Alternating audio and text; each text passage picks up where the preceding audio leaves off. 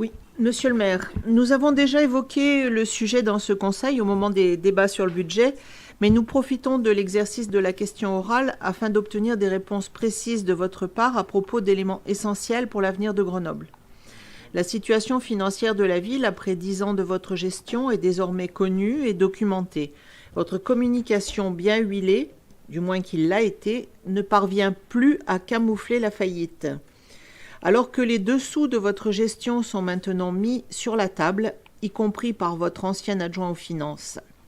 Nous avons souvent ironisé sur le slogan « un temps d'avance » que vous vous plaisiez à répéter, mais finalement, force est de constater que grand mal nous en a pris. Car Grenoble a effectivement pris un temps d'avance pour l'impôt. Avec votre augmentation de 32%, nous conservons, et de loin, le record des grandes villes pour la taxe foncière. Une fierté supplémentaire à mettre à votre actif, arrangée avec le titre de première ville de France hors Paris pour les îlots de chaleur ou encore pour le prix du stationnement. Grenoble a aussi pris un temps d'avance pour la dette, avec un encours jamais atteint dans l'histoire de la ville, qui explose la moyenne des villes de notre strate. Dans l'éventualité plus qu'incertaine où vous bénéficieriez finalement des recettes de la vente de Grenoble Habitat, la dette se stabiliserait l'an prochain. Mais d'une part, pour cette recette apparaît de plus en plus comme étant purement fictive, et d'autre part, quelle que soit l'issue de ce dossier, la dette explosera à nouveau dès 2025, puis en 2026. Bien sûr, vous vous en lavez les mains et laissez ce fardeau à vos successeurs et aux Grenoblois, devant qui vous ne vous représenterez plus. Grenoble a également pris un temps d'avance pour les dépenses de fonctionnement.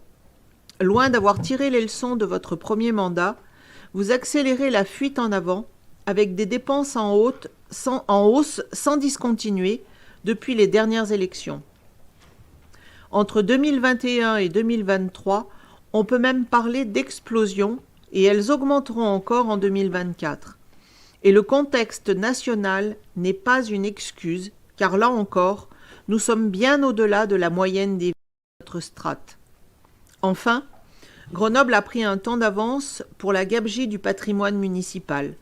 Entre les locaux municipaux vides, rue des Alliés, chemin de la Poterne, place des Géants, avenue Marie-Renoir, pendant que vous avez acheté et rénové à grands frais le bâtiment du Crédit Agricole où nous nous trouvons, et le patrimoine historique de la ville à l'abandon, inexploité, et pour lequel il faudrait faire appel à des initiatives privées, puisque nous n'avons pas un sou pour l'entretenir.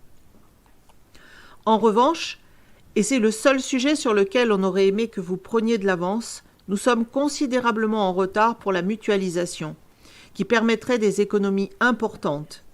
Pour une querelle de personnes qui vous oppose au président de la métropole, vous créez des doublons de services qui compliquent la vie des usagers et pèsent sur les finances des deux collectivités. Vous avez ainsi repris la police de voirie juste après les municipales, et c'est désormais la métropole qui veut reprendre la gestion des arbres. On pourrait se contenter de suivre l'évolution de cette pathétique guéguerre personnelle comme un divertissement. Elle a malheureusement des conséquences lourdes, car elle se joue sur fond d'argent public. Tous ces éléments sont à mettre à votre actif, malgré, je le rappelle, un violent plan d'austérité qui a d'abord touché les quartiers populaires, et malgré la vente de GEG à la métropole pour renflouer un peu les caisses, au prix de la perte d'un outil stratégique majeur.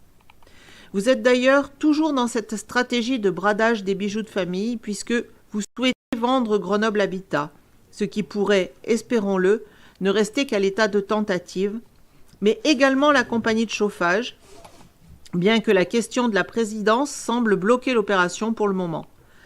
À la lueur de ce formidable bilan, vous n'avez que deux options, et vous le savez. Soit vous persistez sur cette pente et vous conduirez irrémédiablement la ville à l'asphyxie complète par l'impôt, la dette, les dépenses de fonctionnement. Les générations de futurs Grenoblois et vos successeurs à l'hôtel de ville payeront alors votre lâcheté, car vous ne serez évidemment plus aux commandes pour assumer. Soit, et ça demande un peu de courage, vous faites le choix des réformes de structure et des économies pérennes plutôt que de vous entêter dans une fuite en avant qui finira mal. Lors des dernières élections municipales, vous vous étiez engagé à ne pas augmenter les impôts. On voit ce qu'il en a été. Les autres listes promettaient monts et merveilles, et tous ont éludé le sujet de la situation financière de la ville. De notre côté, nous étions les seuls à oser parler de la nécessaire réduction des dépenses de fonctionnement pour redonner des marges d'investissement et à proposer de nouvelles recettes en tirant profit du patrimoine grenoblois abandonné. Bien sûr, c'est plus facile de mettre sous la table ce genre de sujet pour ne parler que de ce qui fait plaisir le temps de l'élection. Nous sommes les seuls à avoir refusé de se prêter à ce petit jeu de dupes et à avoir tenu un langage de vérité aux Grenoblois. Je constate d'ailleurs aujourd'hui que sur les bancs des oppositions, si la dénonciation de votre gestion est désormais unanime, nous sommes à ce jour encore les seuls à formuler des pistes d'économie. Plus de 3 ans après les municipales, force est de constater que nos craintes exprimées à l'époque se sont avérées plus que justifiées et qu'il est plus urgent que jamais de mettre en œuvre nos propositions. Aussi, nous vous le demandons avec toujours cet espoir que vous finirez par revenir les pieds sur terre pour rétablir une trajectoire saine pour la ville. Acceptez-vous d'étudier les possibilités de réorganisation interne autour des fonctions essentielles de la ville pour élaborer un vrai plan d'économie et de fonctionnement.